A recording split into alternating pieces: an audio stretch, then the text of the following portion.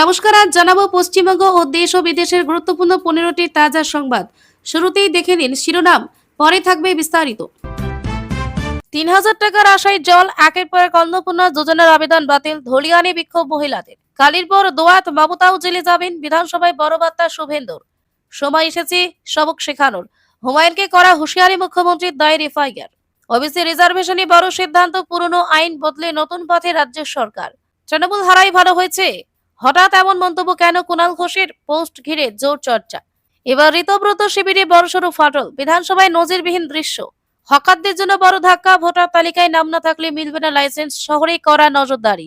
আগস্টে অভিন্ন দিওয়ানি বিধিবিল সংকল্প পূরণে বিধানসভায় কমিটি তৈরির ঘোষণা শুভেন্দুর। রাস্তা আটকে 21-এর মঞ্চের মাপজোক, দোলা কুণালদের বিরুদ্ধে হেয়ার স্ট্রিট থানায় এফআইআর। আইনের অপপ্রয়োগ হবে না, সিএ। ওয়াকফে হিন্দু নির্যাতনে গুন্ডাদের হুঁশিয়ারি মুখ্যমন্ত্রীর। কাটমানি নেওয়ার অভিযোগ, সবঙ্গে গ্রেপ্তার মানুষ ভূঁইয়া ঘনিষ্ঠ তৃণমূল নেতা। রাস্তা থেকে পাল্টি খেয়ে নয়নজলিতে বাস, দীঘা থেকে কলকাতা ফেরার পথে দুর্ঘটনা। স্কুল ফাঁকি দিয়ে দামোদরে নামিকাল, মর্মান্তিক পরিণতি, 10ম শ্রেণীর 3 পড়ুয়ার। ও মমতাকে দেখেছি আমায় দেখেনি, হুমায়ুনকে সবক শেখানো বার্তা শুভেন্দুর। দিঘের পাশাপাশি বাড়ছে বাড়ি ভাড়া ভাতাও, নয়া পে কমিশনে নেওয়া হতে পারে বড় সিদ্ধান্ত। এতক্ষণ শুনলেন খবরের শিরোনাম, এবার আসছে বিস্তারিত খবরে। বাংলার মহিলাদের জন্য অন্নপূর্ণা যোজনা চালু করেছে রাজ্য সরকার। ইতিমধ্যে কয়েক লক্ষ মহিলার অ্যাকাউন্টে 3,000 টাকা করে চলে গেলেও এখনো এমন অনেকে আছেন যারা টাকা পাননি। এবার তাদের মধ্যে অনেকে বিক্ষোভে নামলেন। প্রকল্পের ফর্ম ফিল আপ করতে গিয়ে হয়রানি ও একাধিক নথি পেশ করার পরে আবেদন বাতিল হওয়ার অভিযোগ তুলে সোমবার সকালে মুর্শিদাবাদের ধলিয়ান পুরসভার সামনে বিক্ষোভ দেখান বহু মহিলা। অন্নপূর্ণা যোজনার একাধিক আবেদন বাতিলের অভিযোগ জানা গিয়েছে। এদিন মূলত ধলিয়ান পুরসভার 7 নং ওয়ার্ডের বাসিন্দাদের নেতৃত্বে এই বিক্ষোভ হয়েছিল, তবে অন্যান্য ওয়ার্ডের কয়েকজন মহিলা এতে সামিল হন। তাদের অভিযোগ, এই সরকারি প্রকল্পের আবেদনপত্র জমা দেওয়ার ক্ষেত্রে অযথা হয়রানির মুখে পড়েছেন তারা। ফর্ম জমা দেওয়ায় টালবাহানা, বারবার আনা নথি চাওয়া, স্পষ্ট কারণ না জানিয়ে অনেক আবেদন বাতিল করা হয়েছে। এই বিষয়ে এক বিক্ষোভকারী মহিলা বলেন, প্রথমে আইসিডিএস এর কয়েকজন কর্মী আবেদনপত্র দিচ্ছিলেন, পরে কয়েকজন বড়লোক শ্রেণীর লোককে দিয়ে ফর্ম দেওয়া বন্ধ করে দেওয়া হয়। আমরা অনলাইনে আবেদন করছি। গতকাল ওরা হঠাৎ বলেন রিসিপ্ট কপি যাচাই করা হবে। বিকেল 4টির পর আমরা জানাই এই প্রক্রিয়া বন্ধ হয়েছে, উপর থেকে বন্ধ করে দেওয়া হয়েছে। আমরা চাই দিলে সবাইকে টাকা দিক, না হলে কাউকে দিতে হবে না। এ বিষয়ে বিজেপি নেতা মিলন ঘোষ বলেন, অন্নপূর্ণা যোজনায় ধলিয়ান পুরসভা এলাকায় প্রায় 19,000 আবেদনপত্র জমা পড়েছে। এর মধ্যে 16,500-এর কিছু বেশি আবেদনকারীর ফর্ম ভেরিফাই হয়েছে। বাকিদের কারো নামের বানান ভুল, কারো আবার নথি জমা পড়েছে ভুল। পুরসভা সূত্রে জানতে পেরেছি ছোটখাটো ভুলের জন্য এখনো তাদের নাম ওয়েবসাইটে ওঠেনি, তবে নতুন করে ওয়েবসাইট খুললে সংশোধন করে আপলোড করা হবে বলে জানিয়েছেন তিনি। এদিকে বিক্ষোভকারীদের দাবি, দ্রুত যদি সমস্যার সমাধান না হয় তাহলে বৃহত্তর আন্দোলন করা হবে। এই ঘটনাকে কেন্দ্র করে এদিন পুরসভার সামনে সাময়িক উত্তেজনা তৈরি হয়, তবে ধলিয়ান পুরসভার তরফ থেকে এই বিষয়ে কোনো বিবৃতি দেওয়া হয়নি। বিজেপি বাংলায় ক্ষমতায় আসতেই অন্নপূর্ণা যোজনা চালু হয়েছে। এর অধীন যোগ্য মহিলাদের মাসে মাসে 3,000 টাকা করে দেবে সরকার। 1 জুন থেকে আগামী 90 দিন এই প্রকল্পে আবেদনের কাজ চলবে। আগেই তৃণমূল 2 ভাগে বিভক্ত হয়ে গিয়েছে, আর তারপর 21শে জুলাই কারা পালন করবে সেই নিয়ে দুই তৃণমূলের মধ্যে তরজা অব্যাহত। এর মধ্যে কালীঘাটপন্থী তৃণমূল আগেভাগেই চলে গিয়েছিল ভিক্টোরিয়া হাউসের সামনে 21শে জুলাইয়ের সভার জন্য। উপস্থিত ছিলেন বেলেঘাটা তৃণমূল বিধায়ক কুণাল ঘোষ, ছিলেন দোলা সেনরা। কার অনুমতি নিয়ে সেখানে তারা গিয়েছিলেন, এই নিয়ে সোমবার বিধানসভায় অধিবেশনে প্রশ্ন তুলেছেন মুখ্যমন্ত্রী শুভেন্দু অধিকারী। শুধু তাই নয়, প্রাক্তন মুখ্যমন্ত্রী মমতা বন্দ্যোপাধ্যায়কে নিয়ে দিলেন বার্তা। ঘুরিয়ে মুখ্যমন্ত্রী প্রাক্তন এদিন তারাতলাই কারখানা বিপর্যয়ে নাম জড়ায় ফিরহাদ হাকিম ঘনিষ্ঠ কালীচরণ বন্দ্যোপাধ্যায়ের। বর্তমানে তিনি জেলে, তোলাবাজির অভিযোগে গ্রেপ্তার করা হয়েছে তাকে। এই নিয়ে বিধায়ক কুণাল ঘোষ আবার ববি হাকিমের গ্রেফতারি দাবি তুলেছিলেন। সোমবার কটাক্ষেশ্বরী অধিবেশন চলাকালীন শুভেন্দু অধিকারী সেই কুণালকেই বলেন, একজন আবার বলছে বিকেল 5টার মধ্যে ববিকে গ্রেফতার করতে হবে। মুখ্যমন্ত্রী তখন কুণালের দিকে তাকিয়ে বলেন যে তাহলে কুণাল এসে শুভেন্দু চেয়ারে বসুন। এরপর কথায় কথায় তিনি বলতে শুরু করেন, আর একজন বলেছেন কালি তো গেছে, দোয়া তার পেন যায়নি কেন? আরে পেন যদি ফিরহাদ হাকিম হয় তাহলে দোয়াতের নাম মমতা বন্দ্যোপাধ্যায়। কালীর সঙ্গে যদি পেনও যায় তাহলে দোয়াতকেও যেতে হবে, একসঙ্গে সবাইকে যেতে হবে। পরক্ষণে আশ্বস্ত করে মুখ্যমন্ত্রী বলেন, কিন্তু এই সরকার প্রমাণ ছাড়া কিছু করবে না। জোগাড় করছি প্রমাণ, থাকলে কাউকে ছাড়বো না। আমরা কোনো ভদ্রলোকের বিরুদ্ধে কিছু করব না। শুভেন্দুর এই কালী দোয়াতের মন্তব্যের পরই শুরু হয়েছে জল্পনা। বিধায়ক হুমায়ুন কবিরের উস্কানিমূলক ও বিতর্কিত বক্তব্য নিয়ে এবার সরাসরি বিধানসভায় অধিবেশনে নজিরবিহীন হুঁশিয়ারি দিলেন রাজ্যের মুখ্যমন্ত্রী শুভেন্দু অধিকারী। স্পষ্ট ভাষায় তিনি জানিয়ে দিলেন, রাজ্যে কোনো রকম প্ররোচনামূলক বা লাগামছড়া কথা এই নতুন সরকার বরদাস্ত করবে না। ইতিমধ্যেই হুমায়ুনের বিরুদ্ধে রেজিনগর ও শক্তিপুর থানায় দুটি এফআইআর দায়ের করা হয়েছে। ওটাই ওর শেষ বক্তব্য ধরে রাখতে পারেন। সোমবার বিধানসভায় দাঁড়িয়ে অত্যন্ত কড়া মেজাজে মুখ্যমন্ত্রী শুভেন্দু অধিকারী বলেন, আপনি কান খুলে শুনে রাখুন, এভাবে ধমক বেপরোয়া লাগামছাড়া কথা বলতে দেব না, দেব না, দেব না। সময় এসেছে এই ধরনের লোককে সবক শেখানোর। আপনারা ধরে রাখতে পারেন, এটা ওর শেষ বক্তব্য। এই সরকার আইনের শাসন প্রতিষ্ঠা করবে, গুন্ডাদের শাসন সমাপ্ত করবে। হুমায়ুনকে নিশানা করে তিনি আরো যোগ করেন, আপনাকে পরিষ্কার বলছি, মমতা বন্দ্যোপাধ্যায় আর মুখ্যমন্ত্রী নন। আপনি দুর্বল মুখ্যমন্ত্রী পেয়ে যা খুশি করেছেন, যা খুশি বলেছেন। এবার আইন অনুযায়ী ব্যবস্থা নেওয়া হবে। হুমায়ুনের আসল খেলা ফাঁস করলেন মুখ্যমন্ত্রী। মুখ্যমন্ত্রীর দাবি, মুর্শিদাবাদের নওদার বিধায়ক হুমায়ুন কবির সম্পূর্ণ রাজনৈতিক এজেন্ডার থেকেই এই ধরনের মেরুকরণের বক্তব্য রাখছেন। শুভেন্দু অধিকারী বিধানসভায় হুমায়ুনের দুটি গোপন ছক তুলে ধরেন। পঞ্চায়েত ভাঙার চেষ্টা, ভরতপুর, রেজিনগর ও নওদায় নির্বাচিত পঞ্চায়েত বোর্ডগুলি ভেঙে সেই সদস্যদের হুমায়ুন নিজের দল, নতুন দল এজিইউপি এতে নিয়ে যেতে চান, যা তিনি করতে পারছেন না। ছেলের জন্য উপনির্বাচনের জমি তৈরি। হুমায়ুন দুটি আসনে জিতে নিয়ম মেনে রেজিনগর থেকে ইস্তফা দিয়েছেন। আগামী 2 থেকে 3 মাসের মধ্যে সেখানে উপনির্বাচন।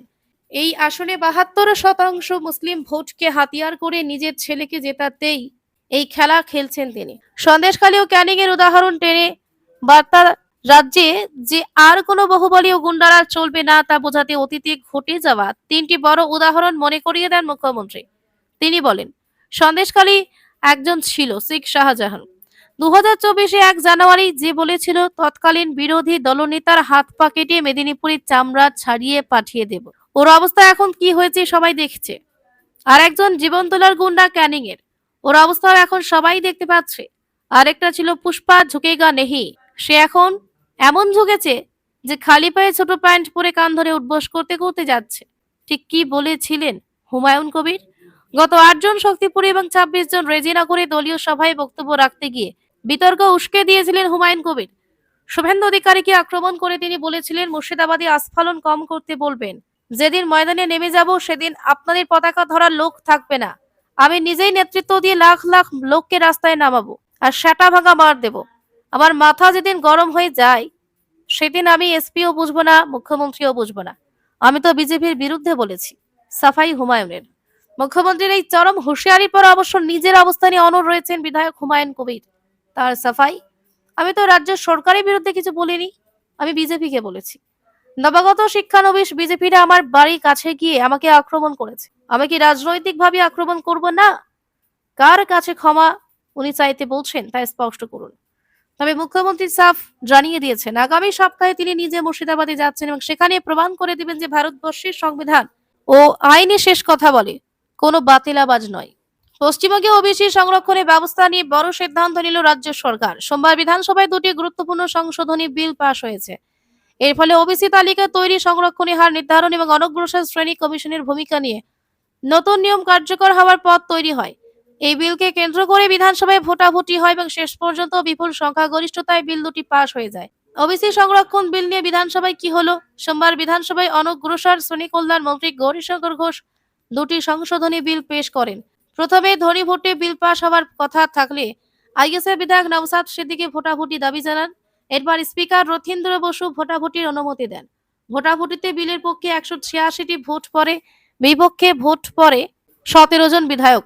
6 জন ভোটদান থেকে বিরত থাকেন। ভোটের আগে ঋতব্রত বন্দ্যোপাধ্যায় নেতৃত্বাধীন তৃণমূলের একাংশ ওয়াকআউট করে সভাকক্ষ ছেড়ে বেরিয়ে যায়। তবে সব বিধায়ক সময় মতো বেরোতে পারেননি। পরে স্পিকারের অনুমতি নিয়ে তাদের বাইরে যেতে দেওয়া হয়। এ নিয়ে স্পিকার অসন্তোষ প্রকাশ করেন। অন্যদিকে বাইরন বিশ্বাস, মোশাররফ হোসেন, কাজল শেখ এবং তৌফিকুর রহমান সহ 6 জন বিধায়ক কক্ষ ত্যাগ করেননি। পরে তারা মুখ্যমন্ত্রীর সঙ্গে কথা বলে নিজেদের আসনে ফিরে বসেন। বিল নিয়ে আলোচনায় বিজেপি বিধায়ক অরিজিৎ বক্সি দাবি করেন, আগে তৃণমূল সরকার ভোট ব্যাংকের কথা মাথায় রেখে ওবিসি তালিকা তৈরি করেছিল। অন্যদিকে জয়নগরের বিধায়ক বিশ্বনাথ দাস এবং আইএসএফ বিধায়ক নওশাদ সিদ্দিকী বিলের বিরোধিতা করেন। কি পরিবর্তন হচ্ছে? বিল অনুযায়ী বর্তমানে ওবিসি ক্যাটাগরিতে থাকা 65টি জনগোষ্ঠী আগের মতোই থাকবে, কিন্তু ক্যাটাগরি বির আওতায় থাকা 78টি জনগোষ্ঠীর তালিকায় সম্বলিত তফসিলটি বাদ দেওয়া হচ্ছে। এছাড়া কোনো গোষ্ঠীকে ওবিসি তালিকায় অন্তর্ভুক্ত করা বা তালিকা থেকে বাদ দেওয়া নিয়ে আপত্তি জানানোর সুযোগ থাকবে। সেই বিষয়ে সিদ্ধান্ত নেওয়ার ক্ষেত্রে গুরুত্বপূর্ণ ভূমিকা পালন করবে অনগ্রসর শ্রেণী কমিশন। নতুন ব্যবস্থায় কমিশনের সঙ্গে আলোচনা করে রাজ্য সরকার সংরক্ষণের হয়ে নির্ধারণ করবে। প্রয়োজন হলে ভবিষ্যতে সংরক্ষণের শতাংশ বাড়ানো যেতে পারে, তবে মোট সংরক্ষণ 50% বেশি হবে না। এছাড়া কোনো সম্প্রদায় কতটা অনগ্রসর তার ভিত্তিতে ওবিসি শ্রেণীর মধ্যে আলাদা বিভাগ তৈরি করার সুযোগও থাকবে। কেন আনা হলো এই সংশোধনী? রাজ্যে ওবিসি সংরক্ষণ প্রথম চালু হয় বামফ্রন্ট আমলে। পরে 2012 সালে তৃণমূল সরকার আইন সংশোধন করে বিভিন্ন জনগোষ্ঠীর তালিকা আইনের সঙ্গে যুক্ত করেছিল। বিজেপি দীর্ঘদিন ধরে অভিযোগ করে আসছিল যে এই তালিকায় কিছু সম্প্রদায়কে বাড়তি সুবিধা দেওয়া হয়েছে। নতুন সংশোধনী বিলের মাধ্যমে সেই পুরনো তালিকার আইনি স্বীকৃতি কার্যত তুলে দেওয়ার পথে হাঁটল বর্তমান সরকার। কমিশনের ভূমিকা আরো বাড়ল। নতুন আইনে কোনো ব্যক্তি বা গোষ্ঠী ওবিসি তালিকায় অন্তর্ভুক্তির জন্য আবেদন করতে পারবেন। সেই আবেদন খতিয়ে দেখে সরকারকে সুপারিশ করবে অনগ্রসর শ্রেণী কমিশন।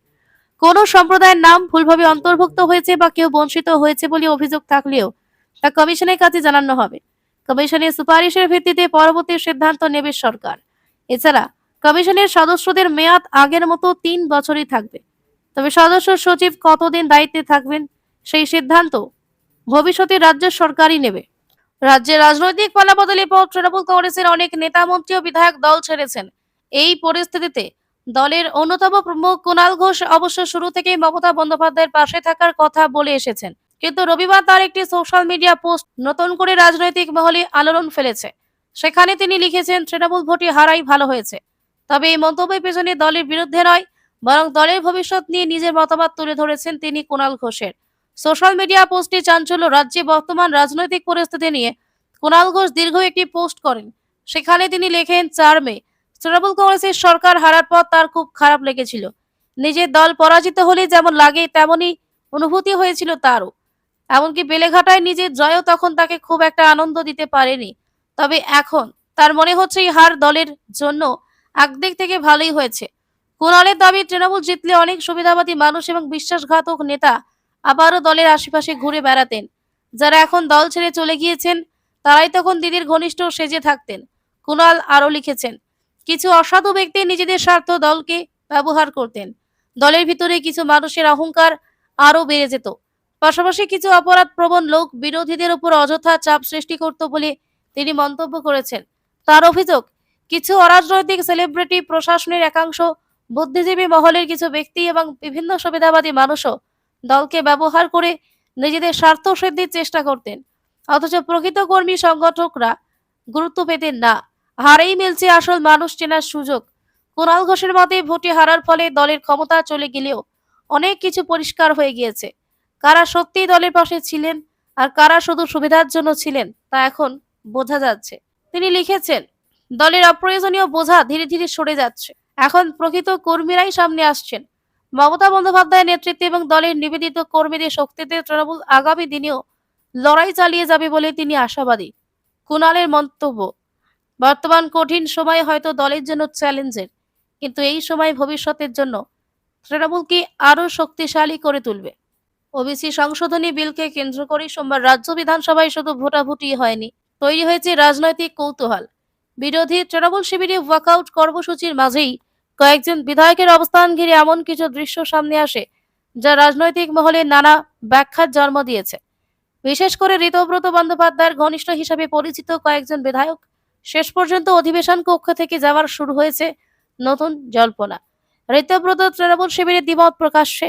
ওবিসি সংশোধনী বিলটি ভোটে তোলার আগে ঋতব্রত শিবিরের অধিকাংশ বিধায়ক সভাকক্ষ ত্যাগের সিদ্ধান্ত নেন। সেই অনুযায়ী তারা বেরিয়ে যেতে শুরু করলেও কয়েকজন সদস্য আর বাইরে যেতে পারেননি, কারণ ভোট গ্রহণ প্রক্রিয়া শুরু হওয়ার সঙ্গে সঙ্গেই বিধানসভার দরজা বন্ধ করে দেওয়া হয়। ফলে শিউলি সাহা, সন্দীপন সাহা সহ আরো কয়েকজন সদস্য সভাকক্ষের ভেতরেই আটকে পড়েন। পরিস্থিতি সামাল দিতে পরে পরিষদীয় মন্ত্রী হস্তক্ষেপ করেন। তার নির্দেশে দরজা পুনরায় খুলে দেওয়া হলেও তখনও কয়েকজন বিধায়ক বাইরে যাননি। তাদের মধ্যে ছিলেন মোশাররফ হোসেন, বাহারুল ইসলাম, কাজল শেখ, বাইরন বিশ্বাস, পান্নালাল হালদার এবং মোরারইয়ের মোশাররফ হোসেন। রাজনৈতিক মহলের দাবি, এদের প্রত্যেকে ঋতব্রত বন্দ্যোপাধ্যায়ের শিবিরের সঙ্গে ঘনিষ্ঠভাবে যুক্ত। ঠিক এই সময় কুণাল ঘোষ তাদের উদ্দেশ্যে বলেন, আপনারা বেরোবেন না, আপনারা এটাই ঠিক করেছেন। এরপর দেখা যায় বাহারুল ইসলাম, কাজল শেখ এবং বাইরন বিশ্বাস মুখ্যমন্ত্রী শুভেন্দু অধিকারীর সঙ্গে কথা বলতে এগিয়ে যান। একই সময় কালীঘাট শিবিরে শোভনদেব চট্টোপাধ্যায় এবং বিমান বন্দ্যোপাধ্যায়ও বিধানসভার ভিতরে উপস্থিত ছিলেন। প্রসঙ্গত এই ঘটনার পর থেকেই রাজনৈতিক মহলে একাধিক প্রশ্ন ঘুরপাক খাচ্ছে। যদি শুধুমাত্র দরজা বন্ধ থাকাই বাইরে যেতে না পারার কারণ হয়ে থাকে, তাহলে দরজা খোলার পরও কেন কয়েকজন বিধায়ক সভাকক্ষ ছাড়লেন না? নাকি তারা সচেতনভাবেই ভিতরে থাকার সিদ্ধান্ত নিয়েছিলেন? এই ঘটনাকে কেন্দ্র করে ঋতব্রত বন্দ্যোপাধ্যায়ের শিবিরের অভ্যন্তরে মতভেদ বা ফাটলের সম্ভাবনা উড়িয়ে দিচ্ছেন না রাজনৈতিক পর্যবেক্ষকদের একাংশ। উল্লেখ্য, শেষ পর্যন্ত ওবিসি সংশোধনী বিলটি বিধানসভায় সংখ্যা গরিষ্ঠতার ভিত্তিতে অনুমোদন পায়। বিলে সমর্থনে 186টি ভোট পড়ে, বিপক্ষে ভোট দেন 17 জন সদস্য। এছাড়া 6 জন বিধায়ক ভোটদানে অংশ নেননি। তবে বিল পাশের চেয়েও বেশি আলোচনায় বিষয় হয়ে উঠেছে ভোটাভুটির সময় কয়েকজন বিধায়কের অবস্থান এবং তা ঘিরে তৈরি হওয়া রাজনৈতিক জল্পনা। কলকাতার রাস্তাঘাট ফুটপাতকে আরো সুশৃঙ্খল করে তুলতে একাধিক বড় সিদ্ধান্ত নিল কলকাতা পৌরসভা। কলকাতার রাস্তাঘাট হকার মুক্ত করতেই নয়া সিদ্ধান্ত। যানজট কমানো, পথচারীদের নিরাপদ চলাচল নিশ্চিত করা এবং শহরের ঐতিহ্যবাহী চেহারা ফিরিয়ে লক্ষ্যেই এই উদ্যোগ বলে প্রশাসনের দাবি। সেই লক্ষ্যে ধাপে ধাপে একাধিক গুরুত্বপূর্ণ রাস্তা, মোড় এবং সরকারি বেসরকারি প্রতিষ্ঠানের আশপাশে হকার নিয়ন্ত্রণের পরিকল্পনা নেওয়া হয়েছে। কলকাতায় হকার নিয়ন্ত্রণে বড় সিদ্ধান্ত। পৌরসভা পুলিশ যৌথভাবে শহরের 58টি গুরুত্বপূর্ণ বড় রাস্তার ক্রসিংকে হকার মুক্ত করার কাজ শুরু করতে চলেছে। সিদ্ধান্ত অনুযায়ী প্রতিটি ক্রসিং এর দুদিকে 45 ফুটের মধ্যে কোনো হকার বসতে পারবেন না। একই সঙ্গে কলকাতার কালো পিচের রাস্তার ওপর যাতে কোনো ধরনের হকারি না হয় তা নিশ্চিত করতে পুলিশকে সার্বক্ষণিক নজরদারির নির্দেশ দেওয়া হয়েছে। শুধু তাই নয়, শহরের সমস্ত স্কুল, কলেজ, হাসপাতাল, সরকারি দপ্তর, শপিং মল, পৌরসভা পরিচালিত বাজার এবং অন্যান্য গুরুত্বপূর্ণ প্রতিষ্ঠানের প্রবেশ পথের দুপাশ সম্পূর্ণ খালি রাখার নির্দেশ দেওয়া হয়েছে। পুর কমিশনার ও প্রশাসক স্মিতা পান্ডে জানিয়েছেন, ওইসব জায়গায় থাকা হকারদের দ্রুত সরে যেতে হবে। যদিও আপাতত ব্যাপক উচ্ছেদ অভিযান শুরু করা হচ্ছে না, তবে শহরের সৌন্দর্য ও চলাচলের সুবিধা ফিরিয়ে আনতে ধাপে ধাপে কঠোর ব্যবস্থা কার্যকর হবে। রবিবার হকার ইস্যুতে প্রতিক্রিয়া জানিয়ে মন্ত্রী দিলীপ ঘোষ বলেন, কলকাতায় একই ছোট রাস্তা, গাড়ি ঘোড়ার জ্যাম পরিষ্কার করতে হবে। হকাররা নিজেরা সরে গেলেই ভালো। টাউন বিল্ডিং কমিটির প্রথম বৈঠকে লাইসেন্স সংক্রান্ত বিষয়ে গুরুত্বপূর্ণ সিদ্ধান্ত নেওয়া হয়েছে। এসআইআর প্রক্রিয়ার পরে যাদের নাম ভোটার তালিকায় থাকবে না, তাদের আর ভেন্ডিং লাইসেন্স দেওয়া হবে না বলে স্থির হয়েছে। আগের সরকারের আমলে 8,727 জনকে ভেন্ডিং সার্টিফিকেট দেওয়ার জন্য যে তালিকা তৈরি হয়েছিল, তাদের প্রত্যেককে নতুন করে এসআইআর সংক্রান্ত নথি জমা দিতে বলা হয়েছে। প্রশাসনের অভিযোগ, কয়েকজন ইউনিয়ন নেতা মোটা টাকার বিনিময়ে বাংলাদেশি নাগরিকদের হকারি করার সুযোগ করে দেওয়ার পাশাপাশি ভেন্ডিং লাইসেন্স পাইয়ে দেওয়ার কাজ করছিলেন। সেই অভিযোগ খতিয়ে দেখা, সংশ্লিষ্ট চিহ্নিত করার প্রক্রিয়া ইতিমধ্যে শুরু হয়েছে। পাশাপাশি রেল স্টেশন এলাকা থেকে উচ্ছেদ হওয়া কিছু হকার রাতের অন্ধকারে শহরের বিভিন্ন গলিতে নতুন করে বসে পড়ছেন বলে অভিযোগ উঠছে। এই প্রবণতা বন্ধ করতে পুলিশকে কড়া নজরদারির নির্দেশ দেওয়া হয়েছে। প্রসঙ্গত, টাউন ভেন্ডিং কমিটির সিদ্ধান্ত অনুযায়ী প্রথম পর্যায়ে ধর্মতলা, পার্ক স্ট্রিট, বিবাদীবাগ সহ মোট 1892টি গুরুত্বপূর্ণ রাস্তায় কোনো হকার বসতে দেওয়া হবে না। এরপর দ্বিতীয় ধাপে আরো প্রায় 2000 ব্যস্ত রাস্তা সমীক্ষার মাধ্যমে চিহ্নিত করে সেগুলোকেও নো হকিং জোন ঘোষণা করার পরিকল্পনা রয়েছে। আগামী 15 দিনের মধ্যেই সংশ্লিষ্ট কমিটির সদস্যদের নিয়ে যৌথ সমীক্ষা শুরু হবে। 2024 সালে সমীক্ষায় শহরে 56,000 হকারের তালিকা তৈরি হলেও প্রশাসনের দাবি, সেই তালিকায় বহু ভুয়ো নাম রয়েছে। হকার সংগঠনগুলির বক্তব্য, কলকাতায় প্রকৃত হকারের সংখ্যা 2,75,000-এর বেশি। ফলে নতুন সমীক্ষা ও যাচাই প্রক্রিয়ার পরই শহরের হকার নীতির চূড়ান্ত রূপরেখা স্পষ্ট হবে। প্রশাসনের আশা, এই পদক্ষেপের মাধ্যমে একদিকে যেমন পথচারীদের চলাচল সহজ হবে, অন্যদিকে কলকাতার ঐতিহ্যবাহী নগর চিত্র ধীরে ধীরে ফিরে আসবে।